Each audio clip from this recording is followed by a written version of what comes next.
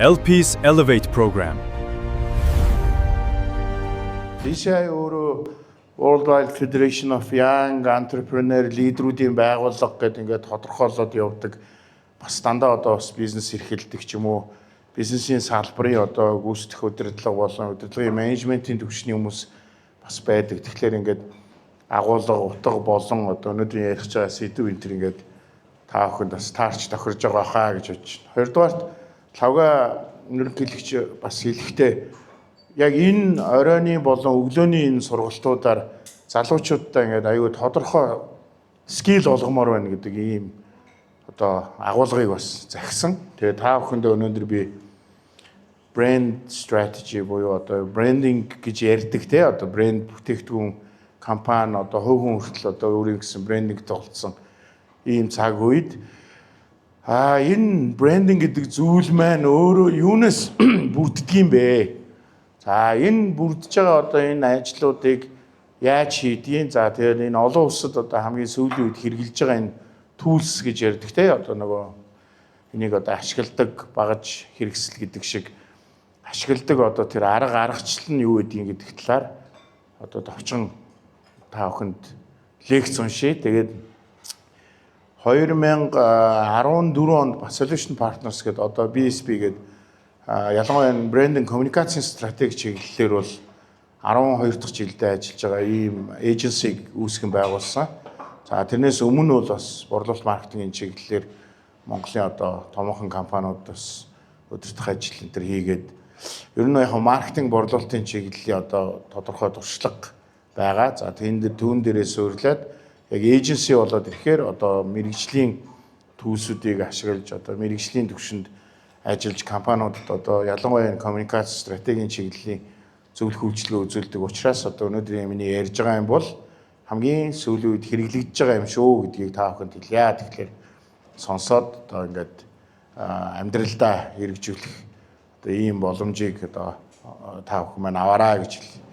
За сүүлийн үед яг энэ брендинг гэж ярьдаг те одоо ер нь брендинг чи өөр ингээд тодорхой нэр томьёогүй тодорхойлогдсон тийм яг нэг үг энэ төр байдгүй байхгүй. Брэнд гэдэг тэгэхээр анх бол одоо ингээл нөгөө маркетингийн хичээл дээр бол одоо анх мал хамгаалахаас эхэлсэн гэх нэг юм стори теллингүүд байдаг шүү дээ. Ер нь бол яг брендинг гэдгийг хэдүүлээ ингээд зөв ойлгохыг гэвэл аливаа нэгэн бүтээгдэхүүн үйлчилгээ хувь хүн ч байт юм уу одоо энэ тухайн зах зээл өөрийнх нь зорилт сегменттайгаа харилцаж байгаа түүнд одоо зархаж байгаа юм уу борлуулах гэж байгаа ч юм уу нэр хүнтэй болох гэж байгаа тэр бүтээгдэхүүн үйлчилгээний өөрийнх нь одоо тэр зорилттой зах зээл сегментийн зүрх сэтгэл болон оюун санаанд суусан тэр дүр төрх тэр имижийг хилээд байгаа. Ер нь тэгээд тэр нь яаж бүрдснээс хамаарж одоо тэр брэнд гэдэг юм бий болж гэнэ л гэж үзэж байгаа байхгүй. Тэгээ энийг бол ингээд хөгжүүлээд танил болгоод ингэсэн бизнесийн ашиг орлогот нөлөөлдөгч гэдэг юм ингээд янз бүрийн одоо байдлаар брендинг ингээд тайлбарлаа явна. За сүүлийн үед өөрөө маркетингийн салбарт бас айгүй том disrupt гарсан. Маркетинг гэдэг үг маань өөрөө ер нь байхгүй болж байгаа. Яагаад гэвэл сүүлийн одоо ялангуяа одоо 10 гаруй жил бол энэ сошиал медиа гэж юм гарч ирснээс хойш үндсэндээ зах зээлийн тоглоомын дүрм айгүй том өөрчлөлт орсон. Ингээд одоо хүн болгон өөрөө баг медиа те хүн болгон өөрөө үжил бодлоо илэрхийлдэг. За одоо багийн муухан медиагаас хүчтэй тэр одоо инфлюенсерүүд ч гэдэм юм ингээд тухайн бүтээгдэхүүн үйлчилгээний талаар сэтгэл энтрээ яг real time ингээд шууд хэлээл одоо бид нар энэ пиццаг амттай бол зургийг аваад стори гэл амттай гэл оруулаад амтгүй бол амтгүй гэл оруулаад ингээд юм айгүй юм дижитал шилжилтээс болоод айгүй юм transparent буюу айгүй authentic болсон хэвгүй юу айгүй одоо монголоор бол айгүй үнэн болцсон хамгийн бол real time болцсон. Тэгээ ингэнгүүт нөгөө маркетингийн шинжилгээ ухаанд маш олон технологи аргачлал арга зүй ашиглаж хүмүүст хүргэдэг байсан нөгөө нэг зүйлс маань өөрөө ингээд зүгээр нэг хүний гар утас нэг сошиал медиагийн профайлын асуудал болчоор үндсэндээ коммуникацийн асуудал дээр айгүй том өөрчлөлт ороод ирж байгаа. За яг сүүлийн үед болж байгаа бас том disrupting одоо хийж байгаа зүйл бол AI гэж зүйл байгаа тийм хэмэл оюухан гэдэг. Хэдүүлээ одоо та хэд маань саяхан орсон юм биш үү? Одоо би ч та харилцаа холбооны сая дид сайд хийж үзлээ. Өөрөө ч гүйцэд ойлгоогүй энийг ингээд гүйцэхгүй ингээд яваад байна. Тэгээ яг энэ цаг үед болж байгаа юм бол нөгөө AI маань дараачийн шатандаа гараад нөгөө AI дээр эйжентүүд гэдэг юм гараад ирчих. Тэгээ одоо ингээд энийг нэг хэсэг ингээд маш өндөр одоо ялангуяа маань гардаа энэ төр сайн мэдж байгаа одоо энэ чиглэлийн хүмүүс нэг хэсэг ингээд аягүй хөгжүүлж явж байгаа. Тэгээд яг одоо ингээд яг энэ өдрүүдэд бол глобал энэ эйжентүүдийг ингээд аягүй хүчтэй зарлж эхэлж байна. Тэр байтугай одоо сүүлийн сенсац Марк Цукерберг хүртэл өрсөлдөгч компаниас одоо AI CEO ажилд авлаа шүү дээ тий одоо. Тэгэхээр ингээд нөгөө эйжентүүд ороод ирэхээр нөгөө маш их одоо онол гэдэг юм уу нөгөө экспертийн төвшөнд мэддэг байсан мэдлгүүд чинь үндсэндээ нөгөө хаалтан дотор бол үнцэнэгүй болчих жоох. Ингээд ямар ч үнцэнэгүй болоод нөгөө AI-ын өчнөө мэдээлэл генерейт хийгээд ингээд юм гаргаж өгөөд өшөө дээрээс нь удирдлагын төвшөнд ингээ өөрөө санаачлаг гаргаад ажиллаад эхэлдэг ийм болчингууд хамгийн их өртөж байгаа нь ингээл дахиад нөгөө маркетингийн салбарч гэдэг юм уу хууль одоо ингээл байгууллагын тэр чинь хуульч мөлчтэй байхгүй юу гэдэг ойлголтууд аяга өөр болоод байгаа байхгүй. За ийм disrupt-ууд бол явж байгаа. Гэхдээ одоохондоо хүн төрөлхтөн бол өөрийн одоо сонголт за түүнд loyal байх, үнэнч байх. За түүний одоо хэрэглээ болон сэтгэл ханамж тэр experience гэж ярьдаг те. Бүтээгдэхүүн үйлчлэгээс авж байгаа туршлага энэний бодит мэдрэмж тэгээд тэр experience дээрээ суурилсан одоо үнэн хэрэглээ энэ бүх зүйл маань AI маа одоо юуж гарч ирж исэн явдгаараа явж байгаа. За энийг жил болгон маш өндөр түвшинд одоо энэ бүх технологийн болон энэ маркетинг брендингийн салбарын хүмүүс жил болгон цуглаж одоо 7 хоног ярилцдаг ийм арга хэмжээ байдаг. Энэ Cannes Creative Industry Festival гэж байдаг аахгүй. Тэгээ энэ дээр бүгдээрээ ингээ очдог. За бид нар ч гэсэн ингээ чадвал жил болгон оролцохыг хичээдэг. Тэгээд ер нь оролцдог. Тэгээ энэ дээр ингээд очиод ярихад бол за энэ салбар бол цаашаа хамтарч явах юм байна. Энэ төлөвүүд ийм чиглэлүүд бол байсаар байх юм байна гэдгийг ингээд яриа явж байгаа. За тэгэхээр хэдүүлээ бизнестэй аливаа одоо ажил төрөл хийж явахдаа тодорхой хэмжээнд зах зээл дээр өөрсдийн бүрдүүлэх тэр desired image гэж байдаг те одоо хүсэмжт дүрдэх тэр имиж энэ зүйлийг бүтээгдэхүүн ажил үйлчилгээндээ заавал шингээж хоногшуулж ингэж явахаас өөр одоохондоо бас зам байхгүй байгаа шүү гэдгийг хэлье. Тэгээд би эндээс эхэлж байна тий. За яг маркетинг стратеги гэд ярьж байгаа. Тэгээд маркетинг гэхээс илүү коммуникац гэдэг юм руу илүү явж байгаа шүү. Таад маань тэгэхээр нөгөө дотроо одоо нөгөө маркетингийн алба малбатаа бол тэрний нэг аягүй чухал функц нь communication болно. За тэгээ communication хийхэд бол бид нар сүүлийн үеийн одоо коммуникацийн гол арга барил маань юу болсон бэ гэхэлэр яг зорилтод буюу individual хүн тус бүр гэдэг юм болсон. Та 100 мянган харилцагч 100 сая харилцагчтай байж болно. Гэхдээ таны харилцагч дотроос нэг individual person болгон тусдаа бие хүн шүү гэдэг ийм чиглэл рүү явж байгаа. Тэгээ энийг өөрөө ингээд технологи маань удирдах одоо ийм боломжийг олгоод өгсөн. Тэгэхээр нөгөө бөөнд нь хууч аваад миний хэрэглэгч бол одоо юу гэдэг 22-оос 30 насны амжилттай яваа 2-оос 3 сая төгрөгийн дундаж орлоготой гэр бүлтэй 2 хүүхэдтэй ийм хөө энэ гэж ярьдаг байсан энэ цаг үе маань өөрөө өнгөрчихөж байгаа. Бүр ингээд нэг персонер нь ингээ хэрэглэгчээ ингэж ярьдаг, кэрлдэг ингээ болцсон. Тэгээ энийг өөрөө тэр сошиал медиа зэд одоо бусад тэр технологи юм боломжийг ингээ бий болгосон учраас тэр зорилтод хэрэглэгч буюу өргүү зардал гаргах тэр зүйлээс хамгийн нэгдүгээр тол байх хэрэгтэй. Тэгэхэд бол миний хэрэглэгч юм бэ гэдгээ маш сайн тодорхойлох хэрэгтэй. Хэрэглэгчээ зөв тодорхойлоод тэр пүүлээ зөв гаргаж ирж чадвал та нийт угаасаа өөрийн чинь борлуулах байгаа бүтээгдэхүүн үйлчлэгээнийхэн нийт finance пүүлийг ч гэсэн гаргаж ирж болдог. Одоо ийм боломж технологи дагаад ингээ ороод ирсэн байна. Тэгэхээр энийгээ тодорхойлж аягүй сайн сурах хэрэгтэй. За хоёрдугаар segmentation одоо стратеги боловсруулахад маркетингийн сегментийг гаргаж ирэхэд юу гэж байхаа байсан. Одоо нөгөө нэг хуучин шиг ингээд бүлэглээд за мэдээж эрэгтэй эмэгтэй одоо тодорхой гендер дагсан бизнес бол явна шүү дээ тийм ээ. Гэхдээ нийтээрээ хэрэглэгчээ ингээд авч үзэхдээ хуучин шиг насны ангиллаар ч юм уу ийм эсвэл орлогоор нь ингэж сегментлэхээс илүү behavior гэж юм гарч ирсэн. Зам төлөв.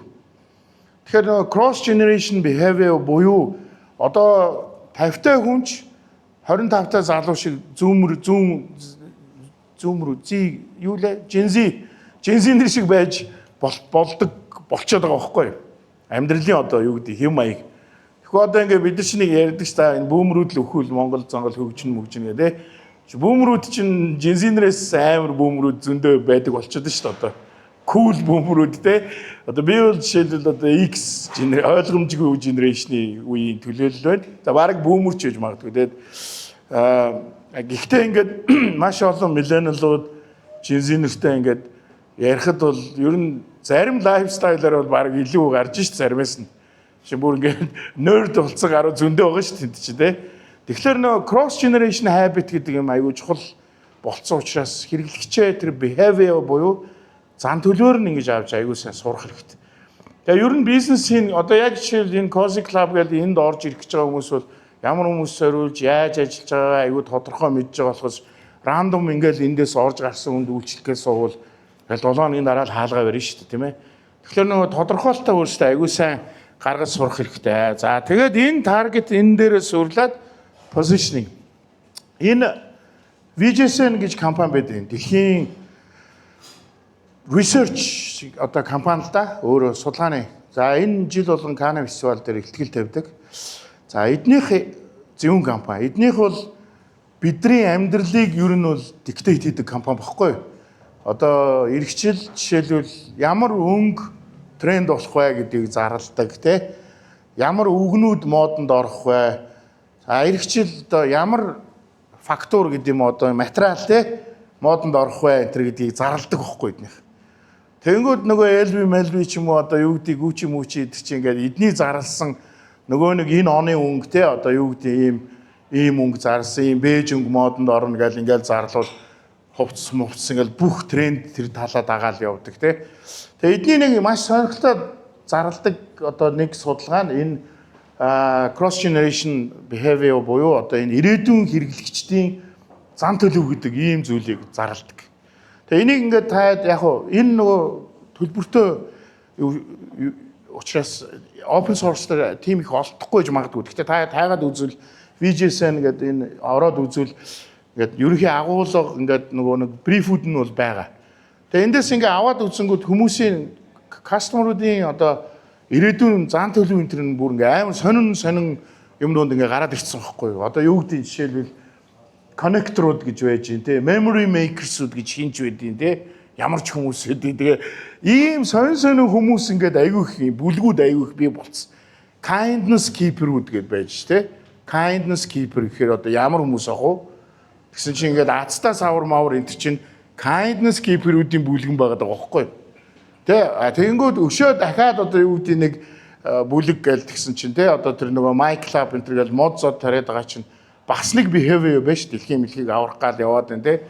Тэгэхээр ингээ хүмүүс нас хөөс гэдэг юм уу одоо нийгмийн статус эрхэлж байгаа ажлаас үл хамааран зан төлөвийн энэ бүлгүүд нэгдлүүд аюух бий болц. Жишээл байгаль дэлхийд ээлтэй энэ хандлага Gen Z-нэр буюу миллениалуудын үед илүү их илрээд байвал яах нь вэ? Хэдүүлээ. Одоо би жишээлбэл ажил олгогч гэж бодъё л доо.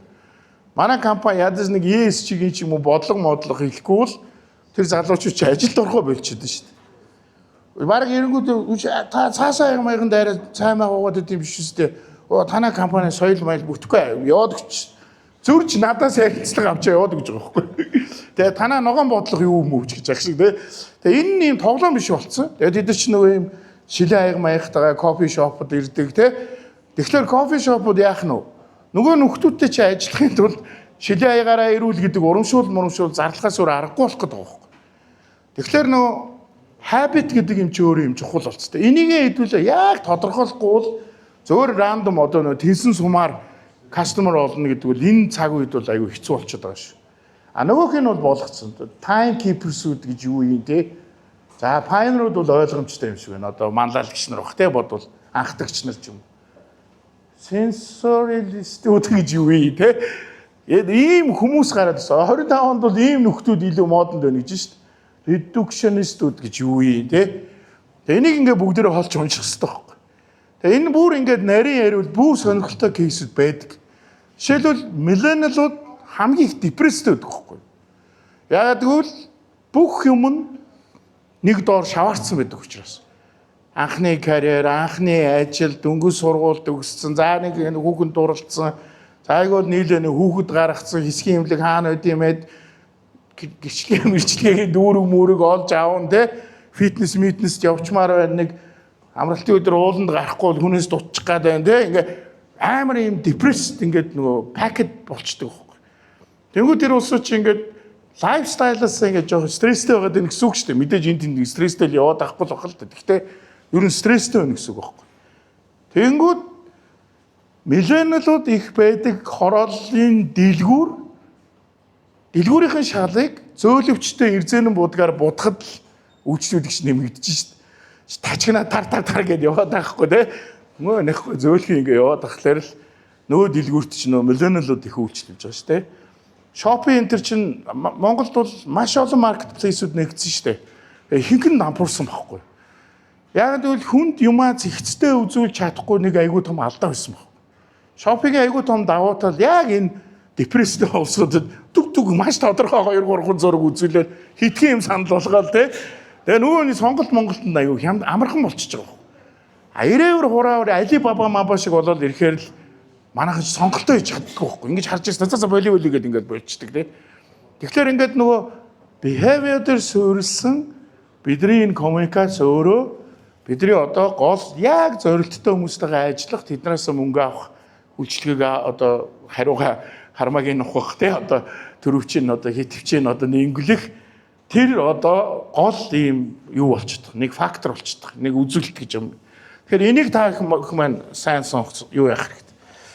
За хоёрдугаар энэ хандлагаас хамаарат тухайн бүтээгдэхүүн ажил үйлчлэгээ өөрөө хаана позишнинг хийх үү гэдэг ийм түүл өгдөг. Энэ платформыг та ашиглаж явах хэрэгтэй. Bain & Company олон улсын бас том нэр хүндтэй компани хийдэг. За ингээд яг би та зүгээр тайлбарлах гэдэг энэ дээр тавьчихсан тий. Ийшээ ингээд одоо хаашаа зүүн тишээга илүү юм коллективизм тий. За тэгээ safety одоо unity ч гэдэг юм уу одоо хамааралтай байх тий belonging ийм чиглэл рүүгээ илүү явдаг. Доошоо ингээд үзүүлэлтүүд гарах тусам илүү прагматик байдаг тий. Бизнес юм уу эсвэл одоо брэнд илүү прагматик байдаг гэсэн үг байхгүй. А дээшээ илүү emotional брэнд ч юу янз бүр байдаг шүү. Одоо манайх нь бол ингээд яг бас тэрийг ойлгохгүй зарим нь амар прагматик брэндэн дээр аюу emotional communication үл яах нь вэ? Зохицохгүй нөх нь шүү дээ тийм ээ. Жишээл аюу прагматик гэдэг байгаа. За жишээл хэдүүлээ им ментер чинь бол ер нь аюу прагматик байхгүй. Имэн дээр хит emotional юу вэ? Бүр хуулиар хоригддаг шүү дээ. Тэ имийг одоо ингэж сурталчилж болохгүй тэгж бай. Тэгэхээр хэдүүлээ нэг имний брендийг тэр дээр аваач тавьчаад амар emotional communication тэр хийгээд байвал хүнд хүрэхгүй байна гэсэн. Тэгэхээр ингэж бүтээгдэхүүн үйлчлэгээ харна аашаа илүү энэ individual одоо тал руугаа. Тэгээ ер нь яг ингээд та зүгээр яг энэ үгнүүдийг нэг гүйлгээд бүр ингээд хэмжүүл нөгөө нэг атрибутуудыг гаргаад ирдэг байхгүй. Таны брэнд жишээлбэл энд байрлаж гин гэж бодъё те энэ хавьд. Тэнгүүд ямар хөө хүлээн зөвшөөрөгдсөн хүч чадал гэхлээр ерөнхийдөө юм heritage-тэй ambitious ийм брэнд байх гэдэг шүү дээ. Тэгээд таны өөрийн коммуникац руу орж ирж байгаа бүх тэр хамаарлууд чинь бүтээч байл үрмэц онцгой сэргэлэн ухаалаг хэрсүү гэдэг ч юм уу ингээ ороод ирдэг байхгүй. Тэнгүүд танай компани ч юм уу эсвэл танай эйженси та нартай ажиллаж байгаа эйженсигийн копирайтер яах нь вэ? Энэ атрибутуудаас авч одоо нөгөө нэг пресс релиз нөгөө рекламны зохиолоо ч юм уу те бичих нь шүү дээ. А тэгэхгүй хэдүүлээ ингээд нөгөө бүтээгдэхүүнийхэн өөрийн тэр одоо яг позишн хийж байгаа байршаа одоо яг энэ одоо бүтээгдэхүүнийхэн өөрийнх нь зам төлөвийг мэдэхгүй аваачаад энэ тийм тавьчаад ингээ явангууд буруу рекламч явах та одоо коммуникац буруу хийж гэн те. За тэрнээсээ болоод одоо брэндээ буруу ойлгуулж гэн ийм юмнууд байгаа. Амар emotional брендийг хэдүүлээ аваачаал мангар serious реклам хийгээл яах нь хүрэхгүй нэ шүү дээ тийм ээ. Тэгэхээр энийг тодорхойлдог аргууд өгдөг байхгүй юу? Брэндээ ингэж яг тодорхойлж өөрийнхөө бүх үзүүлэлт, бүх сегментээ тодорхойлж жагаад яг гаргаж ирээ. За манай бүтээгдэхүүн бол яг тэр emotional-ийн зугаацангэл гэдэг энэ ниш дээр байрлах юм байна гэж гаргаад ирвэл эндээсээ дагаад бидний одоо нэг коммуникац чинь янз бүр болоод ингээ явнаа гэсэн үг шүү. За хоёрдугаарт яг ерөнхийдөө альва бүх юм стратегтэй байдаг. Улаанбаатар GC өөрийн гэсэн хөгжлийн стратегтэй байгаа тий. Тэр байтугай одоо бид нар номод хэдүүн оруулж ажиллуулах уу тий. Одоо юу гэдэг мэдгүй олон улсад яаж ажиллахын хэдүүлээ дотроо ямар бодлого барих ингээд стратегиуд байдаг. Дунд болон урт хугацааны. За одоо хуучин бол урт хугацааг 10 жил мэл гэж ярьдаг гэсэн. Одоо урт хугацаанд 5 жил болцсон. Яагаад гэвэл нөө prediction гэдэг аюу хэцүү болцсон. Өдрөөс өдөрт юм өөрчлөгдөд байдаг болцсон учраас. Тэгээд дээрэс нь одоо ингээд нөгөө даймаа ингээд нөгөө макро төвчний юмнууд биднээс хамаарахгүй бас юмнууд байгаа шүү дээ. Тэгээд энэс болоод ингээд зах зээл өөрөө байнга ингэж аюу хүчтэй юм тектониктэй болцсон учраас ингээд юмыг урт хугацаанд төлөвлөх бол аюу хэцүү. Тийм учраас юм аюу мобайл юу байх хэрэгтэй. Тэгээ энэ дээр портфолио архитектур, брендинг одоо value гэж ярьдаг те үнс нь. За тэгээ одоо corporate нөгөө shared value model. За брендинг одоо өөрийнх нь мөн чанар те. За брендинг одоо өөрийнх нь нэршил гэдэг нь яг шууд нэр гэсэн утгатай биш шүү. Ер нь бол брендинг бас positioning-ийн тухай ярьж байгаа. Тэгээд энэ юмнуудаа бол хэдүүлээ ингээд тодорхойлж гаргах хэрэгтэй. Тэгээ энийг гаргахын тулд яг одоо энэ чиглэлээр сурсан хүмүүс бол тодорхой төвөл ашиглана. Үгүй бол зүгээр өөрөө сууж байгаа эхлээд мэдрэмжээрээ ч хийж болно. Мэдрэмжээрээ ч хийж болно. Ер нь strategy гэдэг чинь альва зүйлийг олон талаас нь бүх талаас нь харсан түүн дээр суурилсан одоо дараачийн цэгтээ хүрэх төлөвлөгөөг л хэлж байгаа шүү дээ. Стратеги гэдэг бол. Харин юм олон зузаан хууц амар ойлгомжгүй юм биш. Стратеги ойлгомжгүй байх тусмаа хэрэгждэггүй. Тийм учраас стратеги нэг цаасан дээр л багтах хэрэгтэй. Ерөөсөө л А4-ийн нэг цаасан дээр тийм ингээ хаан дээр чи үлгүйдэх хэрэгтэй байхгүй. Род шоу нь ойлгомжтой, хаана өрөх гэж байгаа, хизээ болох гэж байгаа, яах юм амар ойлгомжтой. Тэгэхдээ стратегийн ард бол аюу олон хуудас байдаг. Яаж хэрэгжүүлэхгүйгээ ороод ирэнгүүт хүний нөөцөө юм болгон тэрийг ингээ дараалалтаа таймлайнтай санхүүгийн одоо болон бусад нөөцүүдэд тодорхойлоод тавьдсан ийм strategy брэнд дээр байх ёстой. За энэний нэг гол модель нь CSV буюу shared value гэдэг. За энийг хэдүүлээ айгүй таад маань ингээд бүр өнөөдөр одоо эндээс нэг юм аваад гар гэвэл энийг аваад гараарай. Яагаад гэвэл за бидний Монгол гэдэг яг хэдүүлээ монголчуудын тухаар ярил л да өөрсдийнх нь тухай. Бидний бүр ингээд замд share гэдэг юм байхгүй. Ер нь байдгүй. Одоо ингээд хэдүүлээ ингээд нэг 50 оноос хойш хот мотод цуг амьдарч эхэлж штэ тий бөөнөр.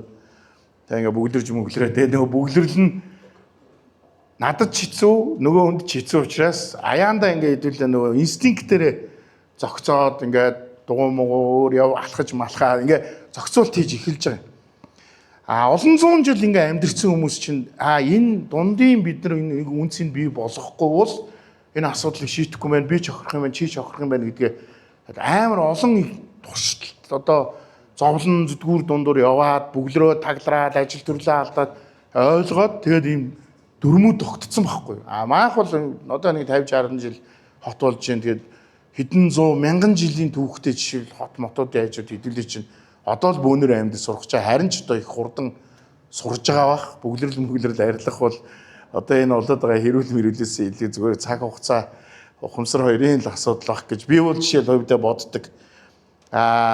Shared value буюу дундын үнцнийг бүтээдэг энэ бүр энэ хандлага те attitude ингээд бидний энэ цуснд гэдэг юм уу амьдралын хэв маягт ингээд суугаа явуул альва зүйлүүд илүү хурдан болно. Ялангуяа нийгмийн харилцааны үед. Нөгөө нэгийгээ хүнддэг нь нойрон. Тэгээд бидний чинь амьдралын хэв маяг нь бид чинь номадикуд шүү дээ, тий? Амьдралын хэв маяг нь өөрөө ингээд ер нь survive хийдэг, тий? Амьд үлддэг, малаа ингээд хариулдаг. Тэгээд ингээд уулын тэнд нэг өвлж जैन. За тэгээд хоёр айл хоёр гэрээрээ ч юм уу нэг гэрээрээ ингээд байж идэг. ганзууд юу ч болсон яг тэр айл тэрийг аваад тэндээ survive гэж гардаг байхгүй. Юу share value байхгүй гоос тэ. Чин бидний буруу биш байхгүй. Манай амьдралын хэм маяг өөр юм. За тэгээ социализмын үед ингээ орж ирээд хот мот руу орж ирээд татгшаа сургууль соёлд яваад олон хүний дунд ингээд амьдрангууд манай culture руу юу орж ирж байна вэ? За миний хүү олонний дунд нэрээ бодож явна шүү. Тэ? Хүнээс дутхгүй яваарай гэдэргээд манай захиас чинь надад тийм шүү дээ. Хүний доор орж болохгүй шүү миний хүү гэдэг. Ингээр нөгөө нэг аав ээж нь тэгээд захиад байгаа юм чи яах вэ? Энэ дээрэл нэг жичирсэн ламтан байх гэдэг шүү дээ. Очир урдуур дайраад хэвээр. Ингээл нөгөө хүний доор орохгүй гэл ингээл бодоол гүгээд байгаа байхгүй. Тэгээ нөгөө бидний чинь нөгөө culture өөрөө ингээд олонтойгоо яваараа энэ төргээ харин сүүлийн үед бас ийм гоё мой үгнүүд гарч ирээд юу лээ эргээд уулзах нүүртэй байгаараа тэргээд. Тэгээ энэ бол сүүлийн үед гарч ирж байгаа. Тиймээс хандлага өөрчлөгдөж байна гэсэн үг байна. Хандлага өөрчлөгдөж байна гэсэн. За яг энэ shared value-г бизнес дээр бас бий болгож чадахгүй байгаа. Тийм учраас монголчууд хамтрал хийж чадахгүй байгаа. Тэгээ одоо хамтарсан компаниуд аягүй фейлдэд байгаа нь партнер болж чадахгүй нэг гэсэн үг байхгүй юу ер нь. За одоо бол мэдээж тэ мөнгө цаасаа бодоод болдог болцсон. Дээрэс нь тодорхой хэмжээгээр хэрэглэгчээ зөвхөн хэтвч гэж хараад байгаа байхгүй. Хэрэглэгч намайг одоо тижээж байгаа нөө хэрэглэгч хаамаан бол биш шүү. Биш. Тэгж мэгж бас хамаагүй үдэл өөсөрж болохгүй.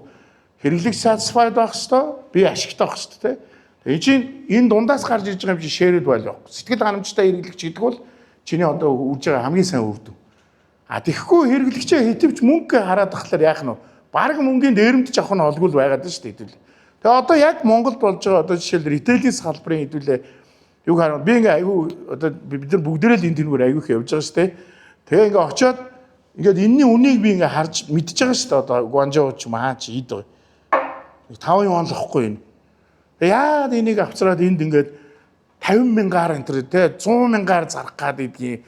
Тэгээ ингээд байнга нөгөө дундаа юм value бий болгохын төлөө явдаг учраас яг тэнгууд нөгөө энийг худалдаж авсан байгаа нь орой ресторанд ороод ирэнгүүд яг нөгөө үнэтэй авсан хаяганда дахиад 100 төгрөгөөр зарж исэн ундаг авангуудаа 1500 төгрөгөөр зөрөөд өөртөө зараад ингээл хэдүүлээ нэг ийм 8-ыг тэгээд нөгөө айгүй кэш багтаа мөнгө багтаа болсон мөртлөө тэгээд нэгэндээ бүр ингээл овер доосыг өгсөөр байгаа л ингээл нөгөө спекуляцтай одоо бүр нөгөө дамын ийм ритейлийн бүтцтэй болцсон ингээ яваад. Тэгээ энэний бүх артлын юм нь энэ дундын үнцэн гэдэг зүйлийг бий болгож сураагүй энэ асуудал байна.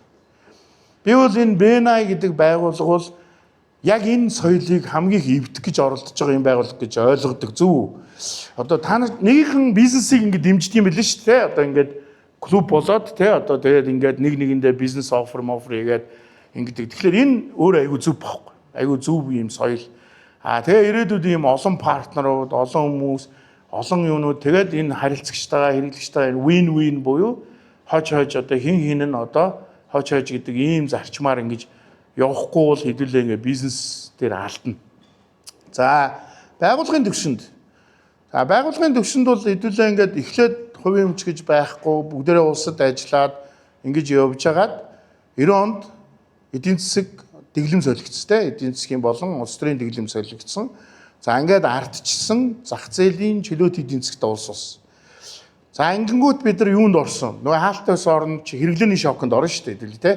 Баахан бараа мараа орж ирэл тохиролцооны дэлгүүр нэгээл ингээд явсан. За ингээд тодорхой ингээд хэрэглээ тогтоод ингээд бизнесүүд ингээд ивэндээ орж ирсэн. За яг энэ үед бол энэ одоо shared value ч гэдэм ийм зүйл байгаагүй. Энэ үед бол яг нөгөө амьд үлдэх гэдэг. Яг бол системийн ажилгүйд гэж юм байсан. Одоо энэ бүр залуучууд нь мэдэхгүй байх. За миний үе мууийнх нь бол мэдж байгаа. Системийн ажилгүйд гэдэг маань юу вэ гэхээр бүр багш эмчнэр ч ажилгүй болж исэн байхгүй тэр үед. Дүүр ингээд кино гэдэг чинь эзэнгүй айл билүү те. Нэг авгаа нөхөр хоёр нэг нь багш хийдэг, нэг нь муйстчлөө багш хийдэг, нэг нь эмч хийдэг те. Хоёулаа ингээд ганцганд явж байгаа мавж байгаа тухай. Монгол кинод ч цуврал. Тэнгүүд энэ системийн энэ ажилгүйдлийн дунд яаж амьд үлдэх үү? Хэн хэдэн төгрөг яаж олох вэ? Хэндээ нэгэндээ юугээ яаж зарах вэ гэдэг асуудал. Хуучин хувцас хүртэл одоо тэр тохиролцоо комиссийн дэлгүүр гэдэг чинь булан тохоо болгонд байсан шүү. Тэгэл ингээл хуучин хувцас хүртэл зараал ингээл нэг хэсэг амьд үлдэх гэж явсан хэрэг. За энэ үед бол хэцүү. Энэ үед бол одоо юу shared value майлуу те. Тэгэхээр зарим улс орн бол энийг ингээл хамт туулаад гарсан солонгос эдийн засгийн түүх мөх ингээл юмнууд байдаг. За дараачийн үе шат руу оронгууд бид нар ингээд арай гайгүй болоод за нөгөө хүмүүс чинь ингээд компани байгуулж эхлэе, захирал болоод офис суудаг болоод эхлэнгүүтээ ажилчид энэ төрөө аваал те цалин мөнгө тавиал ингэж эхэлж ийснэ захирлууд бодож эхэлдэг байхгүй. За одоо нэг нутгийн хөвгт байгаамаа барилддгийг одоо энэ хөвгтийг ер нь компанийн нэр дээрээ сайхан дэмжиж барилдуулнаа. Цалин өгч ядаж бэлтгэлээгээ явуулж гэдэг ч юм уу. За иймэрхүү маягаар нөгөө charity буюу одоо хандив гэдэг юм ороо хандив тусламж ийм юмнууд орж. За тэгэнгүүт нэг хүн очоо за танай компани амжилттай явж байгаа юм байна. Одоо бид нар нэг юм буйны ажил хийх гэсэн та нэг хандив өргөөч. Чи намайг яах юм? Би таныг одоо хандивлагч ерөнхий спонсор гэж зарлнаа гэл. За. Эго орж ирж штэ. За ингээ мөнгө өгж ихс. Жохон мөнгө зөнгө өгөөл илүүчлээл. Ингээл тэгэл спонсор гэдэг үг. Тэгэхээр одоо бол ингээ хэрэглэдэг. Ерөнхий спонсор тэр мэр гэдэг. Уул нь бол тэр үгнээс салчих хэрэгтэй байхгүй юу? Одоо нөгөө соёл нь өөр болцсон. За тэгээ бүр дараа нь ингээд орж ирэнгүүт CSR гэдэг юм орж. Corporate Social Responsibility гэсэн үг шүү. За CSR бол арай өөр төвшөнд. Компани зорилготойгоор нийгэмдээ сайн сайхан үйлсүүдийг хийж эхэлдэг болсон. За энэ бол сүүлийн 15 жилийн тухай ярьж байгаа юм би.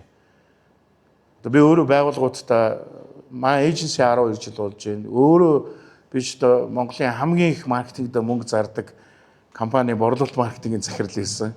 Тэгээ одоо хичнээн хүн юу гуйж яаж орж ирдгийг бол одоо хэдэн жил яг ясмахаараа л мэдэрсэн одоо ийм хүн. Тэгээд компаниуд бодлогоор тодорхой хэмжээний одоо сайн үе сайн нийгэм сайн сайхан зүйл хийх ийм одоо ухамсартайгаар төлөвлөлт хийж тэр нь байгууллагын нийгмийн хариуцлага гэдэг одоо ийм томьёолдоор явж гисэн. За энэ бас төгсрөөгүй бас. Тэгээд нөгөө сүүлдээ ингээд нөгөө байгууллагч ямар сайн үс хийх үгээд нөгөө хамт олон ярьж байгаа л хүүхдийн байраар нэг 1000 бэлэг тараадаг ч юм уу те 500 бэлэг тараасан ч гэж ах шиг те. Тэгсэн эсвэл нэг ажилчдаа 5 гэр өглөө гал тэргээ мэдээжтэй болгоод зургатаар яриа л те. Манайх одоо өнөөдөр нийгмийн хариуцлагын хүрээнд гэж мэгээл. Зарим нь бол яхаа би одоо энэ дээр бол та хэд маань өөрсдийнхөө хүлээж аваараа би өөрийнхөө л ярьж байгаа шүү. Зургт мөрхтөр гарахгүй шүү дээ дараа. Яагаад гэвэл аюух компаниуд гомддог энийг ингээ ярихаар би ч одоо бас ингээ маркетинг холбооны дижитал хэлэгч эднэрээс олон тайзан дээрээс бас ярина. Татвар төлснөө их том юу болгож ярьдаг те.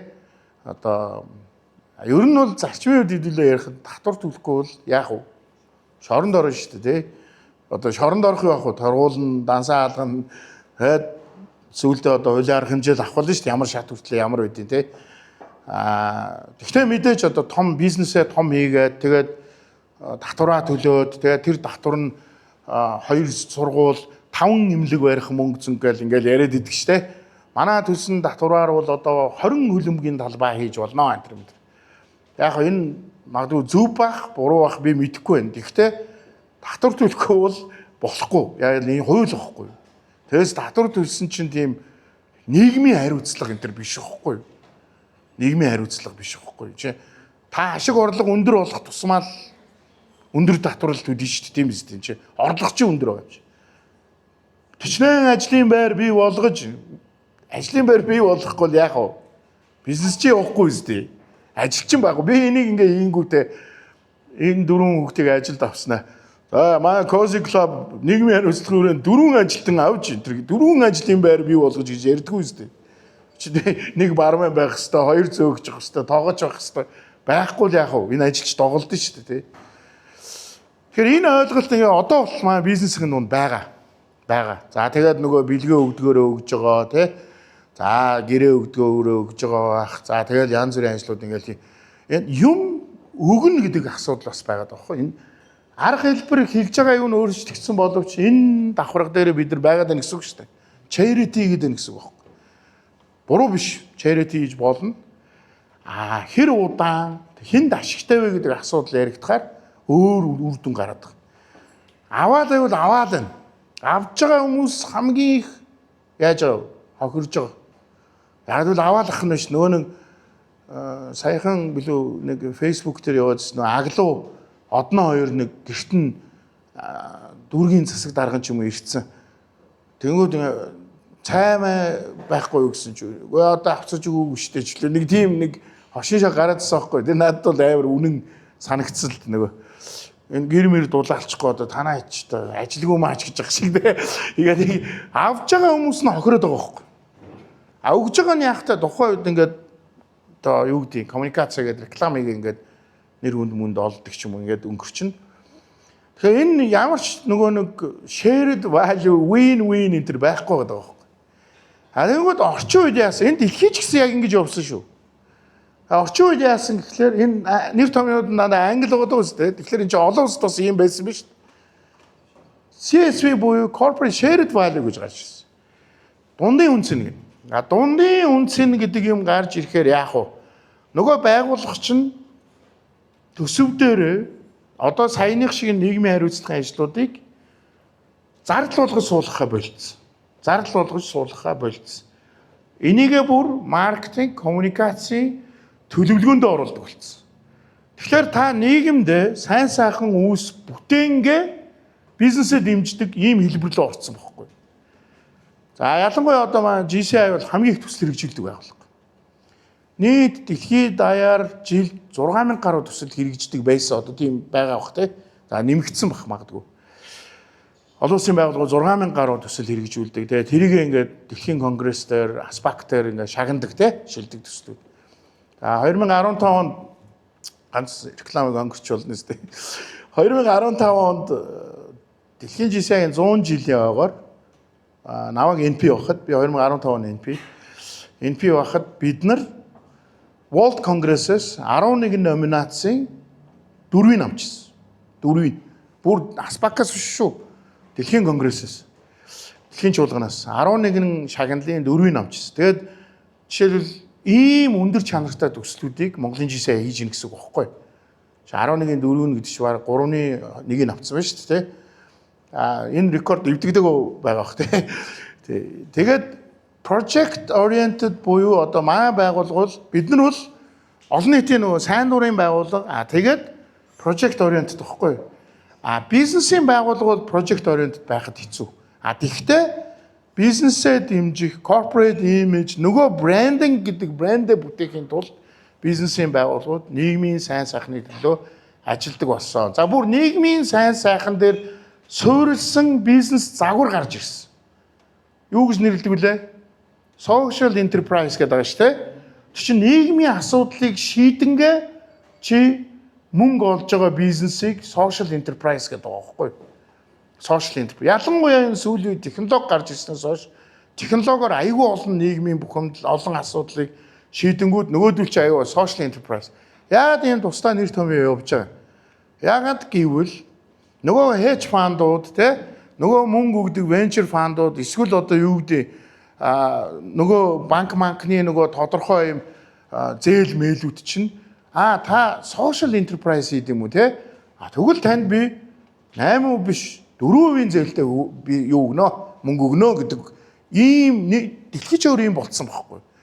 Танах чинь ESG-ийг хэрэгжүүлдэг юм биш үү те танах чинь ингээд zero carbon юм биш үү тэгвэл та 2% хөтэ мөнгө аваа надаас энэ гэдэг болцсон байхгүй юу. Та нагуун байшин барьж байгаа юм уу? Одоо юу л лид гэдэг л үү те.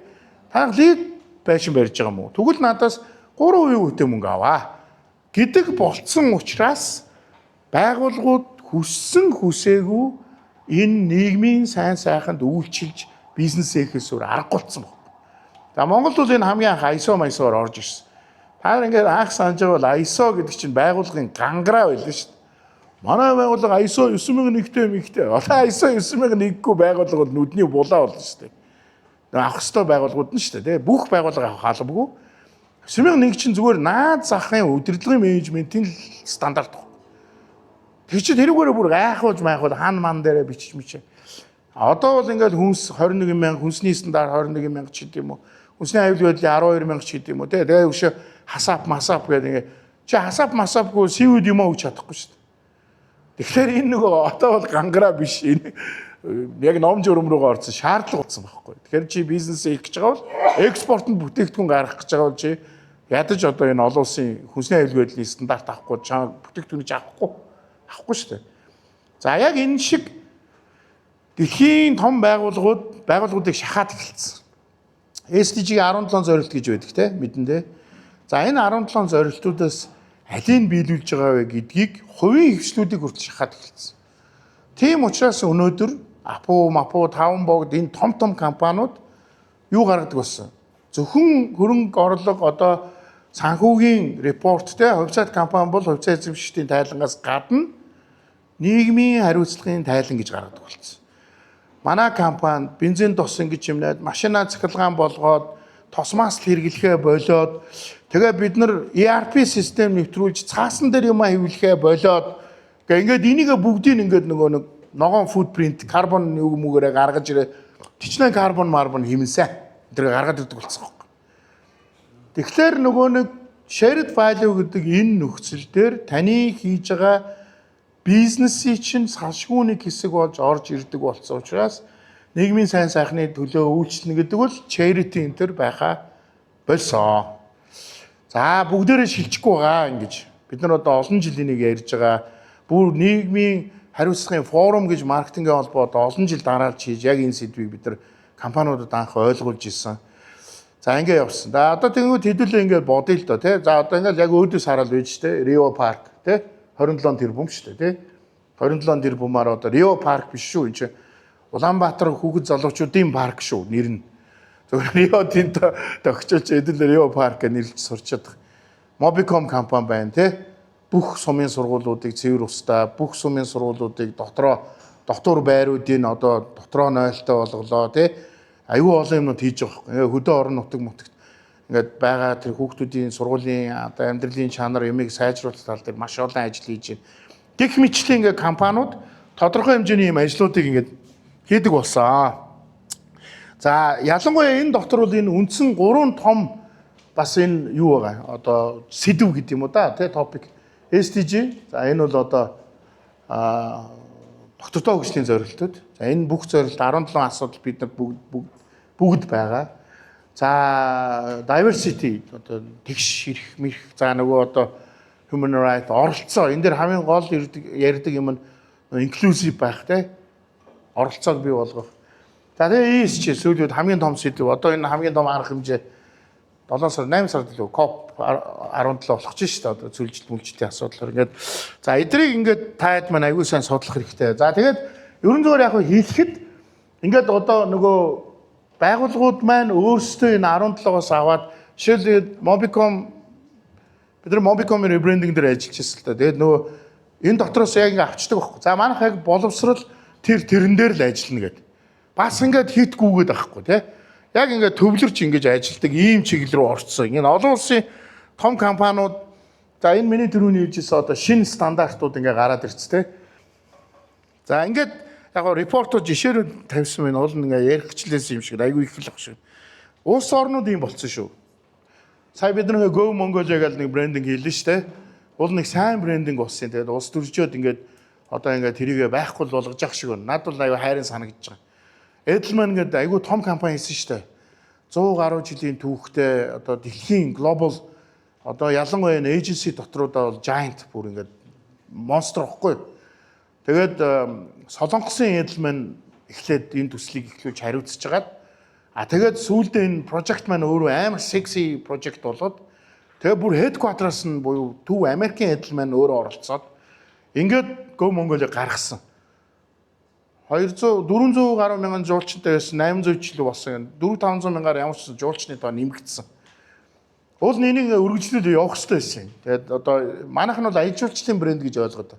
Яг Go Mongolia-г нарийн ингээ бичиг баримтыг уншвал тэр дотор чи уул уурхаа одоо хариуцлагатай хөдөө аж ахуй те нөгөө нэг ноолор ямаа мамааг үйлүүлэхгүй ойрлуулахгүй байлуулахгүй саманж мамандаг юу муу хүртэл айгүй олон ийм sustainable юмнууд орцсон байсан байхгүй. Тэгээд тэрийг хийж амжихгүй ингээ зүгээр аяг жуулчдын игээл дөнгөж эхэлж исэн чи ингээл одоо ус төржүүлэл унгааж ах шиг байна. Харамсалтай байна. Энэ бол Турк жишээ. Sustainable гэдэг ийм юмдор гараад ирсэн. Доктортой. Тэнгүүтээ аюу гоё үстэй. Sustainable destination гээл те бүгдийг гаргаж ирээд sustainable experience гээл. Тэгэл энд хоол унд мунд ингээд бүх юм. Энэ жишээл Туркийн брендинг гэж шүү дээ. За одоо ингээд энийг олон улсын брендингийг хамгийн сайдаг улсуудын таарт ингээд top of mind толгоонд шууд орж иж байгаа юм байна уу? Кори хамгийн сайдаг улс чи Кори шүү дээ. Ямар юу муу K-pop, K-cosmetic, K-drama, K-food те. Шиг улсынхан бодлогоор заавал олон улсад гарч байгаа драма байвал те. Заавал Солонгосын хүнсний юу орноо. Тийм учраас ингээд нэг бэлэн хоол ч юм уу нэг сүү ч юм уу нэг юм заавал орж ирдэг байхгүй юу? Ингээд драма үзээ сууж байгаа. Эсвэл нэг шар идлээ бүр босч бэлэн хоол чанж идмээр санагдтал нэг бэлэн хоол чанж идээл те. Эсвэл нэг ганцанд ороод нэг сүндүүгийн хамгийн гоё мой гэж идээл те. Эдгээр чинь бодлогоор идэг байхгүй нэг. Тэрээс ингээд найруулагч чинь за та яг одоо амар гоё хааны шүл уушуу гэж тэ ярьдгүй байхгүй. Бүр нэр усын нийлж байгаа тэр нэг сөөжиг яагаад байгаа те киноны 26 дахь кадр болгон дээр үзүүлж ш тэр сөөжиг. Тэ одоо яасан? Харж байгаа үстэй дэлгүрж юу байгаа. Одоо бид нар чинь нэг үрэндээ айгаж шиба шууд ороод ирж байгаа. Импортлж штэ хэдүүлээ соёлын те. Би бол энэ сөөжиг мүжиг аяга оруулж ирдэг компани аяга хацтай гэж бод. Netflix-ээр дүүрэн сөөж ууж байгаа кино. Ямар ч коммуникац ирэхгүй. Бүх дэлхийн солонгосын одууд нь ингээд рекламдаа сууж идэг. Оруулж ирлээ зарлаа те. Тэгэхээр тэр нэг юм янз бүрийн калчрууд их импортлогдож орж ирж байна. Тэгэхээр ингээд улс орнууд хүртэл энэ брендинг энэ юм ингээд хийн. Гэхдээ энийг хийхдээ хуучин бол одоо юу гэдэг India, Incredible India энтергээл хийчдэг байсан бол одоо бас хандлага нь sustainable энтергээ юм руу ингээд явж эхэлж штэ те. Маах юм хариуцлагатай бас болж байна энтергээд ийм юм руугаа явж эхэлж байна. Тэгэхээр хэвлээ нөгөө нийгэм сайн сайхан юм хийн гэдэг маань өөрөө charity ч юм уу, буян ч юм уу ийм биш бизнесийн чинь салшгүй нэг хэсэг болсон шүү. Хоёр үнэтэй жижигхэн компани ч ажиллуулж иж болно. Нотариус ажиллуулдаг ч байж болно. Тэгвэл заавал одоо ямар нэгэн нийгэмд эерэг тим хандлага танай компанид байх ёстой гэдгийг та хэд маань аюул сан ойлгоорой. Том компаниуд бол бүр чухал. Ягаад гэвэл новон барилга руу шилжүүл хөнгөлтөө зээл тий. Байгаль орчин дээлтэй үйл ажиллагаа бол хөнгөлтөө зээл واخгүй. Авгүй бол өндөр үетэй зээл. Авгшаа торгуулж байгаа шүү дээ. Өшөө бүр торгуулна. Торгон шүү дээ. Ирээд торгоч. Apple-ийн ийм нэг сурчлаа та хэд энийг олоод үзчихээр би нөгөө PowerPoint-с нэ PDF болгоцсон чинь видео тоглохоо болцсон. Интернетээр байгаа та хэд үзчихээр энэ Apple дээр энэ Xiaomi-ын бүгд өөрсдөө тоглосон Tim Cook-тэй сууж байгаа. Яг менежментийн баг нь ингээд суунгууд аим сандарч мандраал ингээд буунараа цуглаал чичиж айж магаал одоо бэлэн үү яах вэ маах вэ гэж суунгууд бүх өдөрлгүүд өөрсдөө тоглолцсон. Тэнгүүд нөгөө юу лээ Mother Nature байгаль ээж ирдэг байхгүй. Жигнэсээ байгаль одоо байгаль ээж ирж гин гэсэн үг шүү дээ Apple компани дээр. Моцод нь шуурж мураал. Тэр нэг аюу алдартай жүжигч юм байт юм аа. Нэг юм хар бүсгүй игч. Тэгээд тэр ингээд Mother Nature болж орж ирж байгаа байхгүй. Амар ингээ орж ирэл төгс суугаал. Тэнгүүтээ за яасан амснаа вирус нь таад гэж асуудаг байхгүй. Тэнгүүд бид нар ямар юмны пластикийн хэрэглээгээ тэдөө reduce-гээд наач тооцохгүй. Тэгээ нөгөө Apple чи ингээд нөгөө яаж байгаль дээлтэй бизнес хийж байгаагаа тэрүүгээр ингээд байгаль ээжид репорт тавьж байгаа байхгүй. Гэхдээ байгаль ээж амар ууртай загинж магна. Та худлаа. Та тэгэл худлаа л сая шинэ гаргасан утас чи ингээд ийм хайрцаг. Хайрцагныхын юм уу бууруул та нар интернет гээл те. Ийм аюу гоо advertisement биш юм аа. Ер нь бол эдний репорт واخгүй. SDG, ESG-ийн репорт нөхгүй. Disruptive and sarcastic way. Тийм аргаар харуулсан байна те. Тэгээ бүр ийм болцсон гэдгийг хэлээ. Shared value гэж юу хэлээд байгааг нэг жишээ бас энэ шүү. Яг энэ жишээ шүү. Тэгэхээр яг энэ шиг гэсэн үг биш шүү.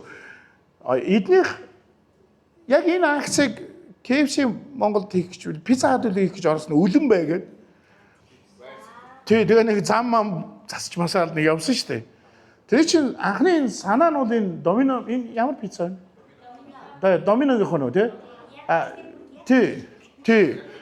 Ичээгээд нөгөө пицца зөөдөг Ариягийнх нь нүхнүүдийг л булсан байхгүй. Яагаад гэвэл донсолж очиод пиццан ингэж байна. Чи пиццан муухай очиод байна шүү дээ. Тэнгүүд нөхдүүд манай пицца ингээд донслоготой замаас болоо муухай очиод байна гэж ярихгүйгээр чи маркетинг нь واخгүй тий амар том очиод нөгөө нүхнүүдийг ингээд бүглөө тэрийгэ бүглэж байгаагаа олон улсад олон нийт зарлаад тэгтээ эцсийн зорилго нь санаа өшигний ардах санаа бол пиццагаа л завар болохгүй л аваачих гэдэг шүү дээ тий хамгийн их тэр delivery хийдэг тракуудаа гаргаж байгаа л замуудаа зассан энэ чинь shared value байх зам зассан уу зассан нийгмийн дэд үтс төрөн оруулсан байна уу оруулсан байна тэгтээ тэр зассан замаар нь нөгөө пицца нь тагндаанаа алдаад байхгүй л очисон биш үү те. Тэр ийм бизнесийн майндсет буюу хандлагыг shared value буюу дундын үнс гэдэг. Энэ IKEA энэ сүүлийн хэдэн жил энүүгээрээ бүр тасарч байгаа. Disable хүмүүс зориулсан тавилгууд. Буюу одоо ингээд янз бүрийн хүмүүс байгаа шүү те. Тэнгүүд ингээд энэ менүүгээр ингэж ингээ хаачдаг те. Хөл мөлөөрөө ингэнгүүт дэлгэгдчихдэг энэ төр ийм меблүүд хийж эхэлж байгаа байхгүй. Shared value мөн үү? Мөн. Яагаад одоо би хэлж өгье. Disable хүмүүс зориулаад ингээ хийнгүүт яг энэ зорилттой зах зээл авна үстэй. Тэгээд хаана globally disable хүмүүсийн тоог гаргаад ир. Хэдэн зуун саяараа гарч ирнэ үстэй. Маш тодорхой зорилттой зах зээл рүү орж байгаа байхгүй. Халаал гэж зах зээл биш те. Мэдгүй халаал гэж зах зээл биш шүү дээ. Халаал гэж халаал. Хамгийн ихний сонголт нь исламын шашинтай гэдэг тэр том дэлхийн хамгийн их шүтэн бишрэгчтэй шүтлэгтэй хүмүүсийн шашин шүү дээ. Исламч хамгийн их ихгүй юу? Тэр зах зээл рүү зөвхөн халаал бүтээгдэхүүн үйлдвэрснээр эхлээд орчиж байгаа байхгүй. Тэгээ орсон хойноо дахиад халаалуудтайгаа өрсөлдөх асуудал.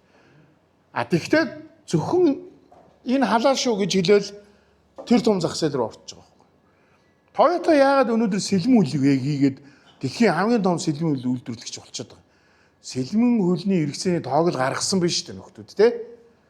Одоо бүр wheelchair л урцсан ш цаадч удахгүй нь баг машинхээ болох. Одоо ингээд Tommy Mommy олон улсын том хувцас fashion брэндүүд зүгээр ингээд нөгөө коноп моноп гэдэг ийм зипер мипртэй бас энэ disable хүмүүс зориулаад ийм хувцснууд дизайнууд гаргаад эхэлцдэг те. Тэр өөрөө нь юу вэ гэхлээр disable ч гэсэн look fashion look байж болно. Гэх амар гоё хувцснууд хийгээд тэгэнгүүт тэрийг нь зүгээр ингээд нэгэн цахилгаан тайлагдж өрчдөг. Ийм хувцснууд одоо загварууд гаргаж ирж шүү дээ. Тэгэхээр нөгөө нэг борлуулалтаа дэмжиж байгаа юу? Дэмжиж байна. Хүний асуудал шийдэж гин үү? Шийдэж байна. Өшөө бүр ашигтай. Тэгээ өшөө бүгдээрээ IKEA үнэхээр мундаг компани шүү. Манай хүү одоо энэ IKEA-гийн тавилгаас сууж туслаа гарсан шүү дээ. Тэгээ яриа сууж байгаа шүү дээ. Одоо ганцаараа амьдардаг болсон цаа чинь. Хүний юу хэрэггүй болцсон энэ тэргээ яриад сууж байгаа шүү дээ. Үнэхээр амархан болгоцсон байхгүй. Ийм янз бүрийн технологи зохиосон байхгүй нэр. Тийм учраас нөө shared value гэдгээ хэдүүлээ ингэж ойлгох хэрэгтэй. За climate story гэдэг энэ бүр carbon credit-ийн тухай асуудал тий.